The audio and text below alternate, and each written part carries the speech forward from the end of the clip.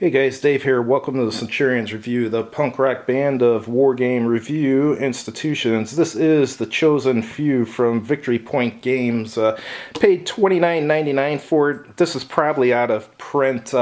Victory Point Games, they're not really selling any or many games on their website right now. I think I heard a rumor that they were bought out by someone, so I don't know what's going on with that company, but I'm just glad I got a hold of this. So let's see what this is about. I like every Korean war game I've ever played. I can't remember one I didn't like, so I'm sure I'm going to like this too.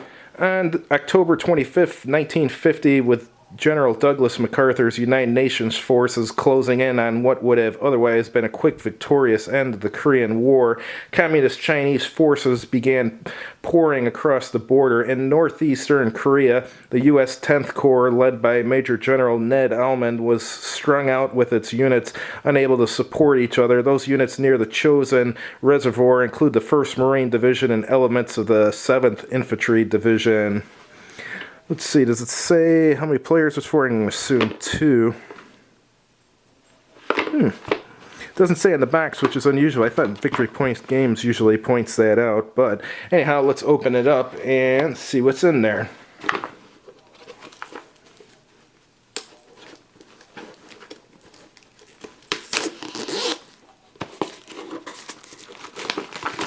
Yeah, Victory Point Games, usually they have these boxes where it has a sleeve.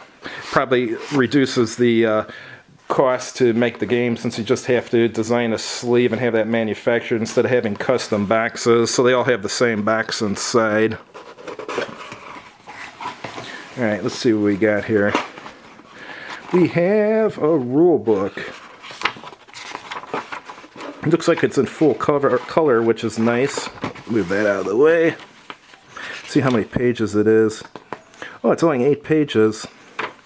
9 if you include the history on the back. Game design, Nathan Hansen. Does it say anywhere on here number of players?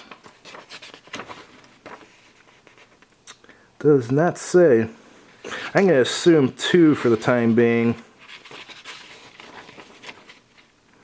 And it starts going over the setup and then the sequence of play. You draw a card, and there's a new activity, and then enemy movement, then player actions.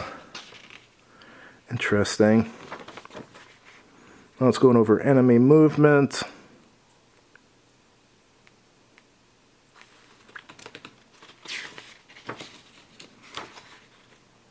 And actions are attack or move.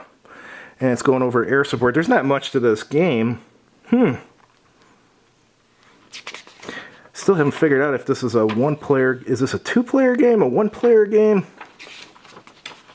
Let me read. It says, to lose, you lose the game if you're unable to achieve the 3rd order objectives, or if one or more of your units is completely destroyed. You win the game if you're able to successfully complete all order objectives. So, since it's just using the word you, I'm going to assume this is a solitaire game. Interesting. Alright, let's take a look through here.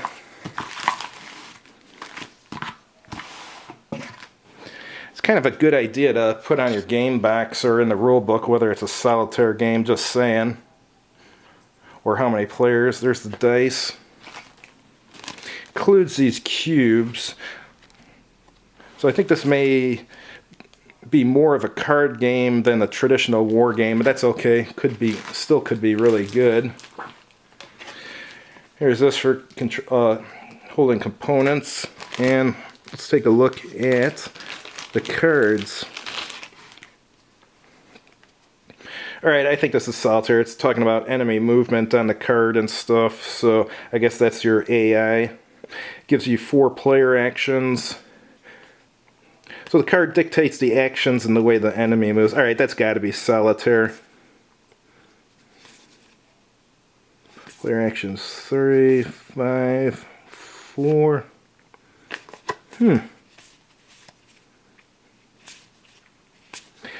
Feeling this is going to be a really simple game. That doesn't mean it's bad.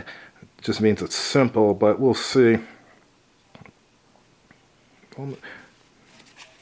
These are some special cards here. I don't know if these are scenario cards or what. I don't know when I read the rules.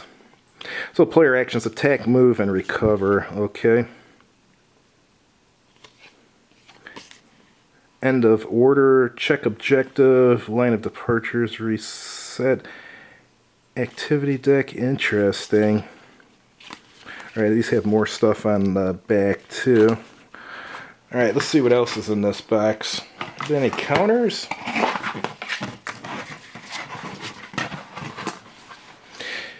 All Victory Point games seem to include this little wiper for either the board or the counters. What do we have here? I guess these... Oh, okay.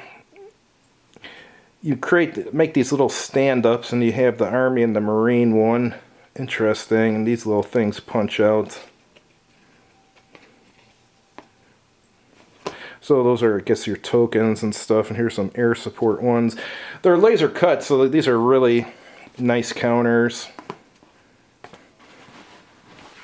Alright, and it's a mounted map that you have to put together.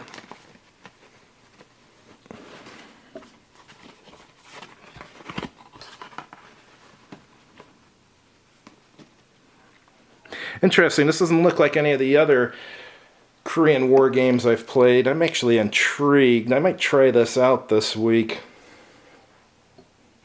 Here's where you discard cards, draw them in this current order, whatever that is, and unit strengths. Very interesting. I've never seen anything like this, so I will try it this week, I think. Thanks for watching. If you liked the video, please click like on it. And if you haven't done so already, please subscribe to this channel. And as always, have a good evening.